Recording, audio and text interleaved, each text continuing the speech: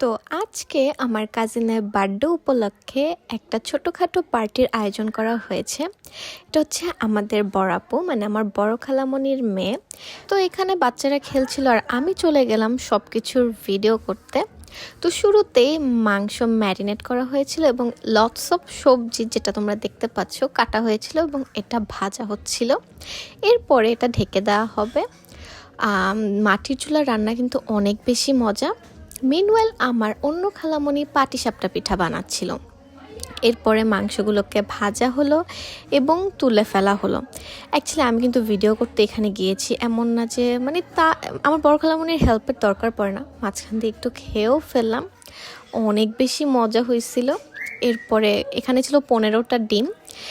অনেক মানুষের আয়োজন ছিল, অনেক বাচ্চা কাচ্চার আয়োজন করা হয়েছে এবং সন্ধ্যাবেলা বারবিকিউ করা হবে। তো পুরো ব্লগটি আমি অন্য ভিডিওতে রাখবো।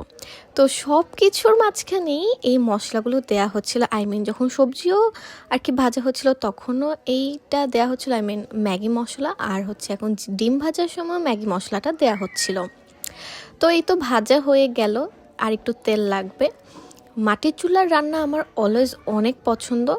তো এরপরে সূচু আসলো খাওয়া দাওয়া করার জন্য, আর পাশের রুমের এই আপুটাও এসে পড়লো। তো সবাই আসলে এবং ভালোই লাগছিল, আর মাঝখান দিয়ে একটু একটু করে খাচ্ছিলাম।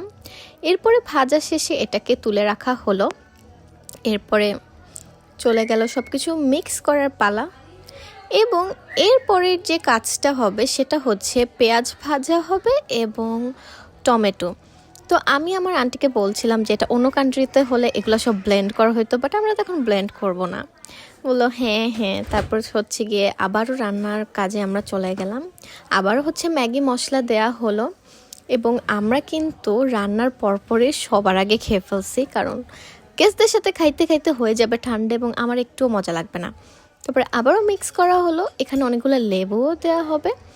এরপরে সূচো আর আমি একটু হেল্প করলাম, সেটা হচ্ছে সিদ্ধ হতে দিলাম আমাদের ম্যাগি নুডলসকে। এরপরে বড় একটা হাতা দিয়ে আমরা এটাকে একটু নেড়ে চেড়ে নিব। আর চুলার সামনে কিন্তু ইট রাখা হয়েছে, কারণ আগুন বের হয়ে যায়। এরপরে যখনই এরকম সিদ্ধ হচ্ছিল একটু নাড়াচাড়া দিচ্ছিলাম। ম্যাগি নুডলস রান্না করতে সবাই জানি, স্টিল আমার ইচ্ছে হলো এই রেসিপিটা শেয়ার করি, কারণ এটা অনেক বেশি মজা হয়েছিল। তো সব কিছু একসাথে মিক্স করা হলো, নুডলস, সবজি ভাজা, মাংস ভাজা। পরক্ষণে আমরা একটু সয়া সস দিয়ে দিলাম।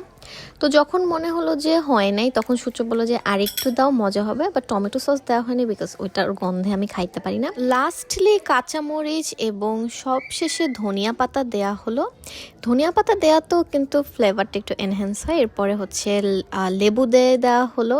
এই লেবু দিলেও একটু টকটক ফ্লেভার আসে, ভালোই লাগে। এরপরে যখন এখানে রাখা হলো, মনে হচ্ছিল যে সব কিছুই খেয়ে ফেলি, যদিও পরে আরও করা হয়েছিল, বাট আমি ওটা রেকর্ড করি নাই। তো এখন একটু খেতে বসলাম। সূচু আমাকে রেখে খাওয়া শুরু করে দিয়েছিল। ও আমার জন্য একটা চামচ আনছে, কিন্তু খাওয়া আনে নাই। তো তোমরা জাস্ট সূচুকে দেখে অবাক হয়ে যাবা যে এই ফকিন্নি কোত্থেকে আসছে। Hope this video is good, তোমাদের পছন্দ হয়েছে। অন্য ভ্লগে দেখা হবে। So bye bye, good night, tata.